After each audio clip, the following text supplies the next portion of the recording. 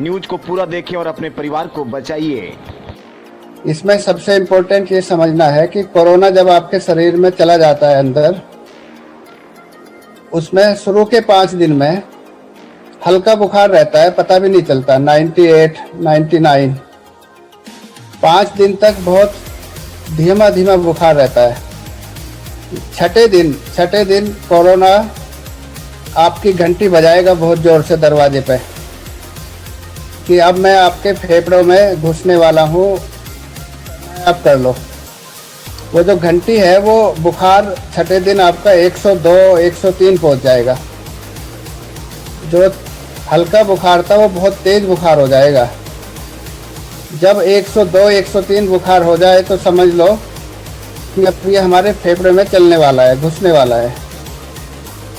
उसी समय जैसे आग में पानी डालते हैं ना, छठे दिन उसी समय अगर हम ट्रीटमेंट इसका कर देते हैं तो ये वहीं पर रुक जाता है, आगे नहीं बढ़ता।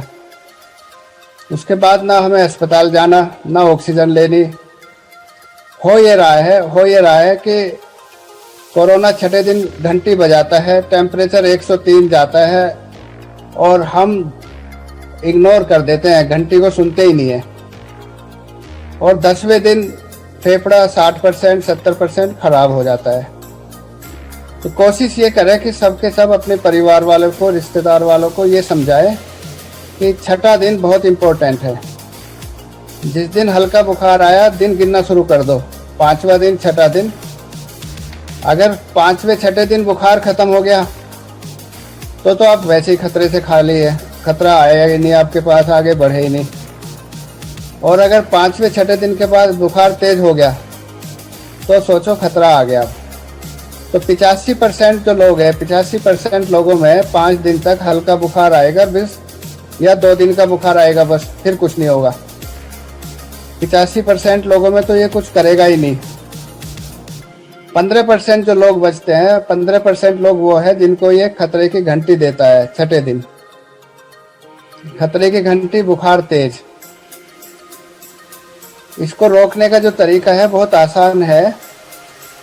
मार्च और अप्रैल 2020 में हम लोगों ने एक रिसर्च टीम बनाई थी, उसमें बॉम्बे से भी एक डॉक्टर थे। तब ये नहीं पता था कि इसमें कौन सी दवा काम करेगी, किसी को नहीं पता था। अचानक हमारे पास 4 मरीज जिनकी डेथ हो चुकी थी, उनकी बॉडी से जब पोस्टमार्टम किया तो उनके फेफड़ों में जाके पता चला कि वहाँ पे खून के छोटे छोटे थक्के बन रहे थे फेफड़ों में। मरने के बाद पता चला पोस्टमार्टम में।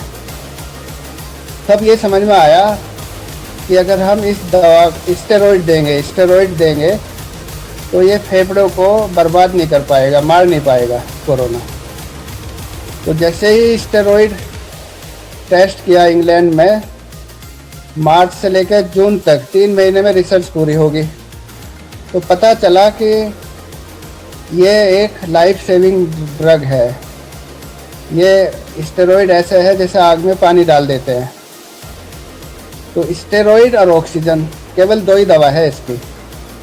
बाकी जो रेमडेसिविर, प्लाज्मा थेरेपी, ये सब गलत है, किसी का कोई असर नहीं होता।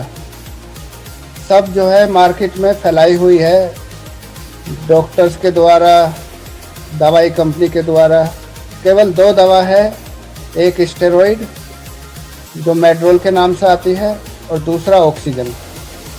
ऑक्सीजन पे भी ना जा पाए, हमें ये कोशिश करनी है। अगर मेड्रोल हम छठे दिन शुरू कर देते हैं या 7वें दिन शुरू कर देते हैं तो मैं लिख के देता हूँ पूरी दुनिया के सामने, ना तो किसी की डेथ होगी, एक भी मरीज मर नहीं सकता, और ना उसको ऑक्सीजन की ज़रूरत पड़ेगी। गलती हमसे ये हो रही है कि छठा दिन पहचान नहीं पा रहे, ना मरीजों को पता, ना डॉक्टर्स को पता। 10वें दिन, 12वें दिन आधे से ज़्यादा फेफड़ा ख़राब हो गया, फिर अस्पतालों में भी जगह नहीं। अगर हम छठा दिन पहचान लें, छठे दिन मेड्रोल दे दें, मैं इसको लिख के देता हूँ, आप मेरे को कहीं भी किसी भी कोर्ट में ले जाना, ना कोई डेथ हो सकती और ना कोई ऑक्सीजन की ज़रूरत पड़ेगी, ना अस्पतालों की ज़रूरत पड़ेगी। एक छोटा सा वायरस है बस। मेड्रोल लेते ही एक तो बुखार भाग जाता है, मेड्रोल लेते ही ऑक्सीजन का सैचुरेशन बहुत अच्छा हो जाता है, और स्टेरॉइड लेते ही अंदर की भूख भी नॉर्मल हो जाती है। तो स्टेरॉइड लेना छठे सातवें दिन जरूरी है। ज़्यादातर ये वायरस हमारे शरीर में घुसने के 10 दिन तक रहता है बस जिंदा। 10 दिन बाद अगर हमारा टेस्ट पॉजिटिव आ रहा तो वो मरा हुआ वायरस है, जिंदा नहीं है। जब ये वायरस हमारे शरीर में घुसेगा 10 दिन में हमेशा कंप्लीट मर जाएगा ये, फिर जिंदा नहीं बचता। तो ज़्यादातर इलाज हम 10 दिन तक देते हैं। कुछ लोगों में 10 दिन से ज़्यादा ज़रूरत पड़ सकती है, जिनके फेफड़े ज़्यादा ख़राब हो गए। 10 दिन बाद में हमारी बॉडी इसको मार के शरीर से बाहर निकाल देती है।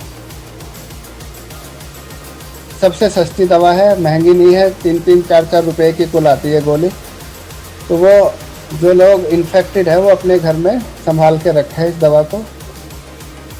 32 मिलीग्राम तो लोवेस्ट डोज है, 32 मिलीग्राम लोवेस्ट है, इससे कम तो ये काम करती नहीं है ज़्यादातर। अभी मेरे पास बहुत सारे मरीजों के ऐसे आ रहे हैं कि वो 4-4 मिलीग्राम दे रखी डॉक्टर्स ने, तो वो तो दो या ना दो, उसका कोई फ़ायदा नहीं है। उसके बाद आगे जो हम बढ़ाते हैं, इस पे बढ़ाते हैं कि कितने % फेफड़ा आपका काम कर रहा है। अगर आपका 50% फेफड़ा चला गया, काम नहीं कर रहा, तो हम मेड्रोल को 1 मिलीग्राम से 2 मिलीग्राम पर केजी बॉडी वेट, 100 किलोग्राम का आदमी है तो उसको 200 मिलीग्राम तक जा सकते हैं आराम से। अच्छा, ये जो कोविड टेस्ट है ना, ये अब इतना ख़राब हो चुका, हो सकता है 1-2 साल बाद में इस पे कोई रिलाई भी ना करे, क्योंकि कोविड टेस्ट जो स्वाब से होता है, ये ऐसा तो होता नहीं ब्लड से होता हो। अब जो आपने कॉटन लिया, कॉटन को आप टॉन्सिल तक ले जाते हैं, टॉन्सिल ले जाने में मरीज को यही नहीं पता टॉन्सिल है कहाँ पे। वो मरीज को पकड़ा देते हैं कि अपने टॉन्सिल को टच करके इसको ले आओ वापस। तो इसकी टेक्निक इतनी ख़राब है, जो अगर ट्रेंड नहीं है इसका टेस्ट करने वाला, जिसको प्रॉपर करना नहीं आता, आपको कोविड होगा, रिजल्ट नेगेटिव आ जाएंगे। ऐसे बहुत सारे केस आ रहे हैं कि कोरोना नेगेटिव आया था और उसकी डेथ होगी। ये कोरोना उसको था, ये टेस्ट पकड़ नहीं पा रहे ज़्यादा।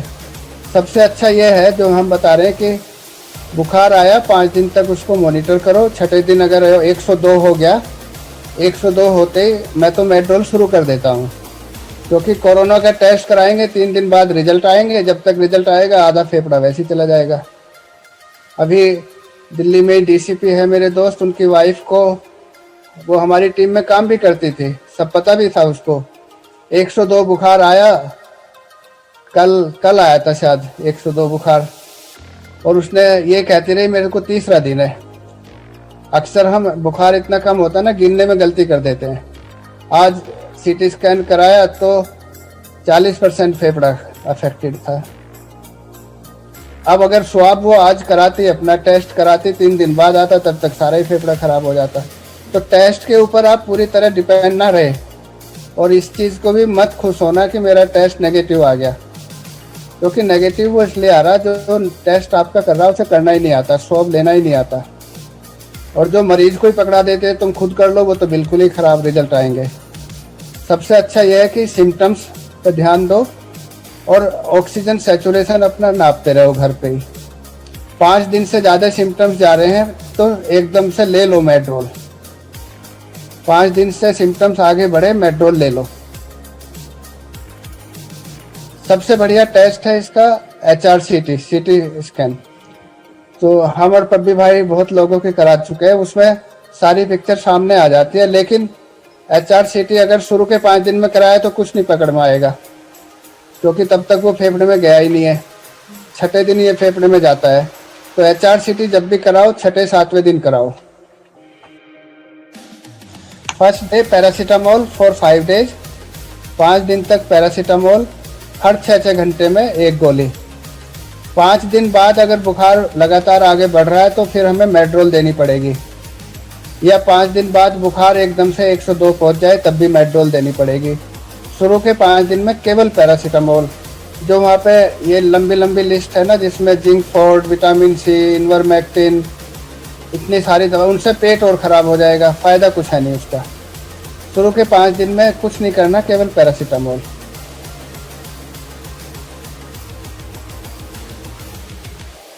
कोरोना और शुगर दोनों एक दूसरे के दुश्मन है।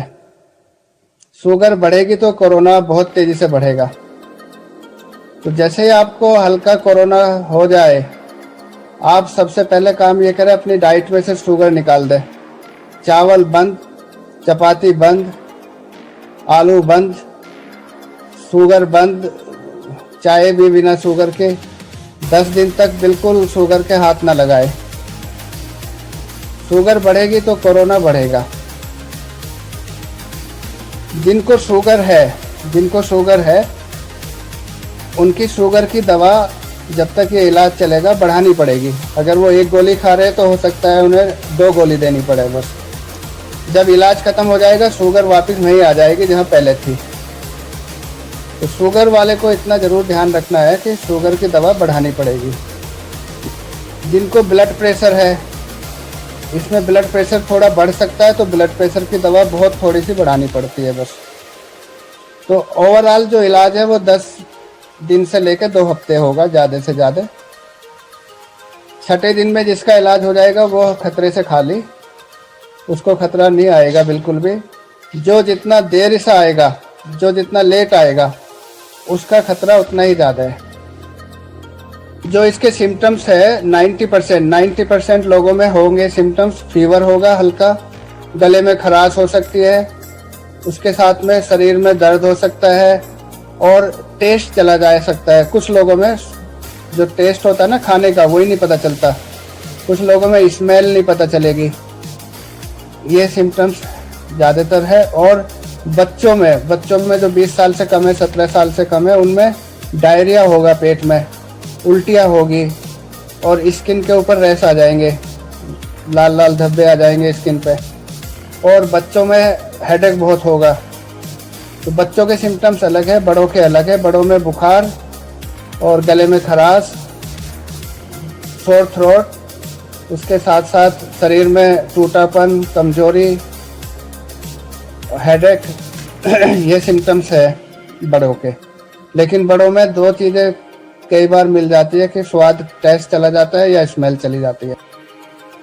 हाँ, जब आपको कोरोना हो जाए सबसे पहले तो आप अपनी चपाती बंद कर दो, पोटैटो बंद कर दो, चावल बंद कर दो, चाय में चीनी बंद कर दो और सूप लो। ज़्यादातर सूप लो, नारियल का पानी लो, जूस लो और नट्स खाओ। जैसे नट्स में मूंगफली है, बादाम है, इस तरह की चीज़ें।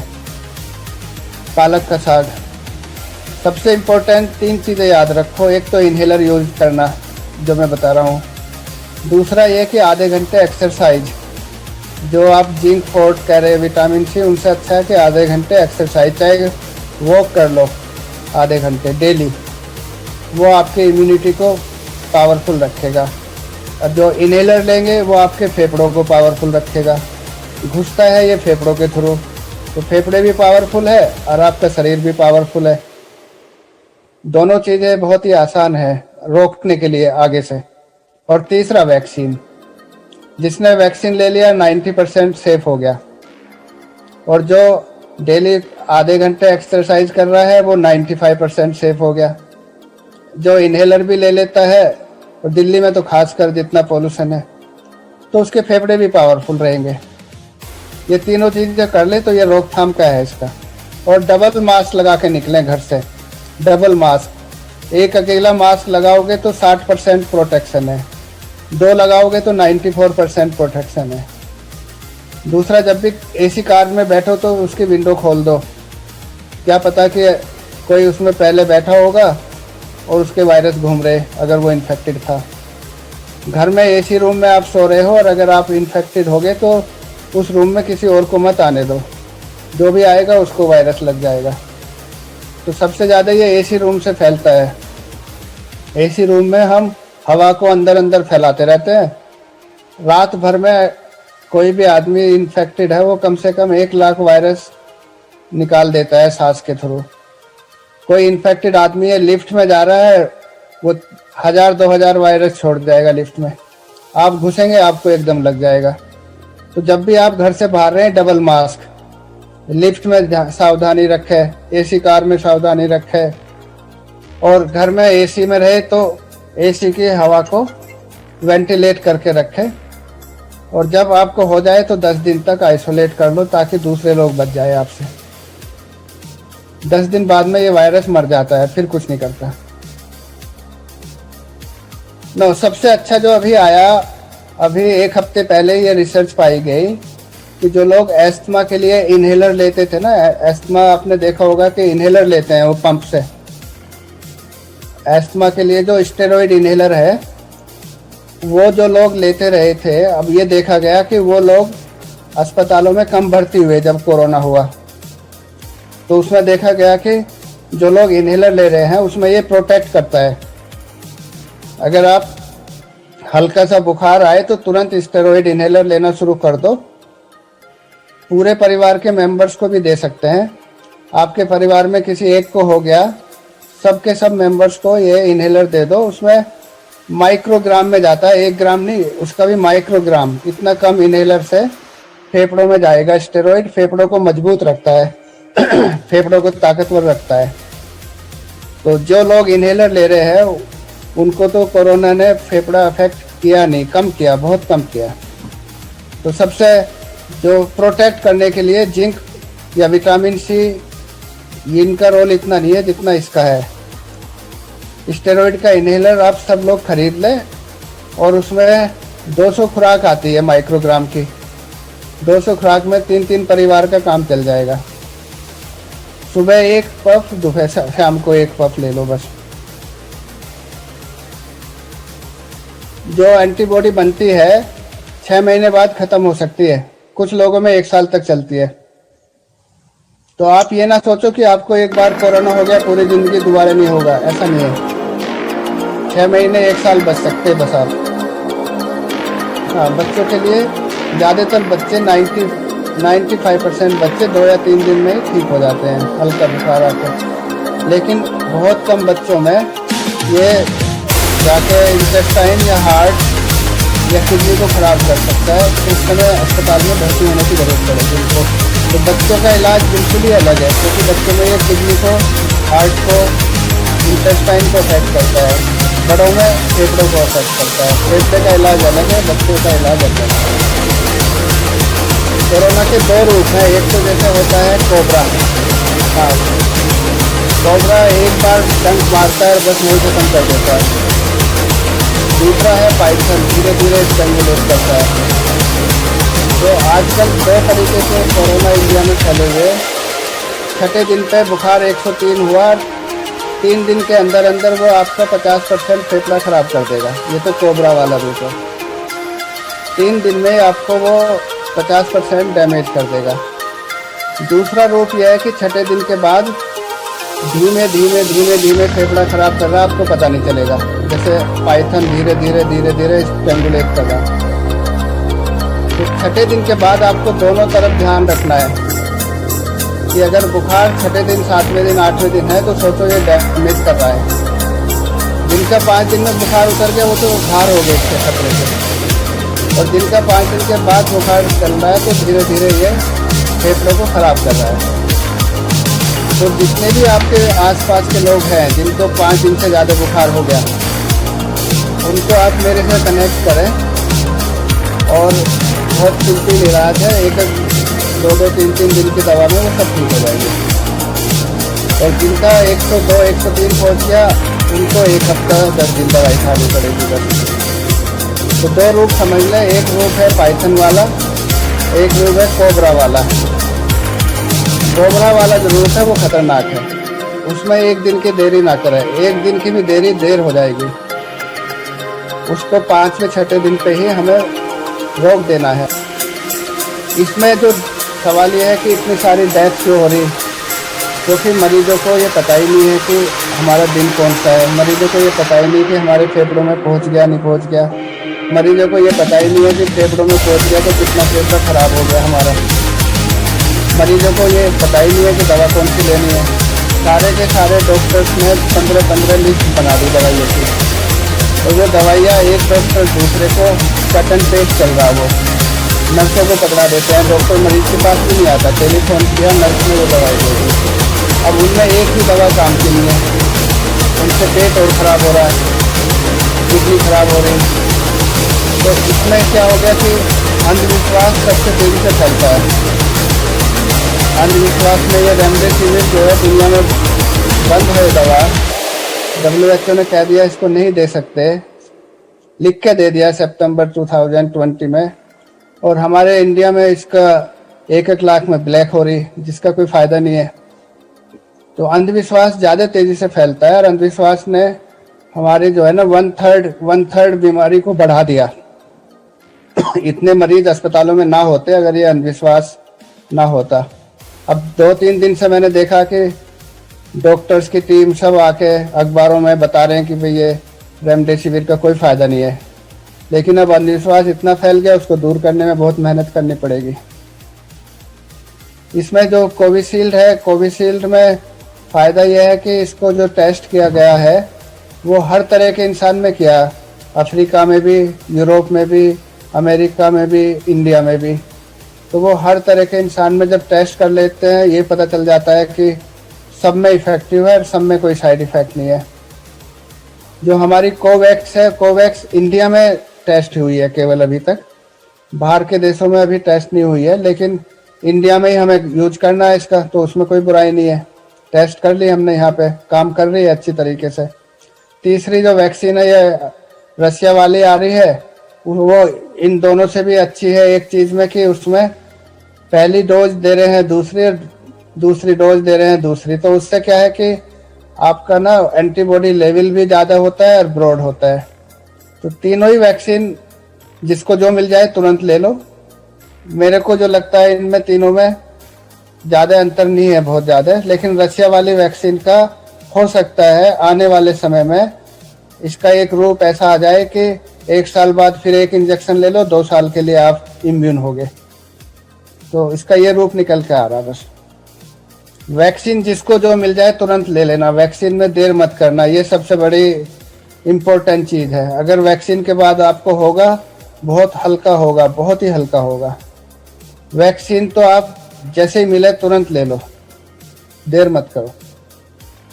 45 दिन बाद पहले इंजेक्शन के, पहली डोज के और दूसरी डोज लगना, टोटल मिला के 45 दिन इम्यूनिटी पूरी हो जाएगी। पहली डोज के बाद सोचो कि आपको 20% 30% इम्यूनिटी बढ़ेगी। दूसरी डोज के बाद में 80 से 90% बढ़ जाएगी। तो आज अगर आपको दूसरी डोज आज लगी है तो आज के 10 दिन बाद पूरी तरह आप इम्यून हो जाएंगे। पहली डोज आपको लगी, दूसरी लगी 4 हफ्ते बाद, 4 हफ्ते के 10 दिन बाद जाके पूरी तरह इम्यून हो जाएंगे।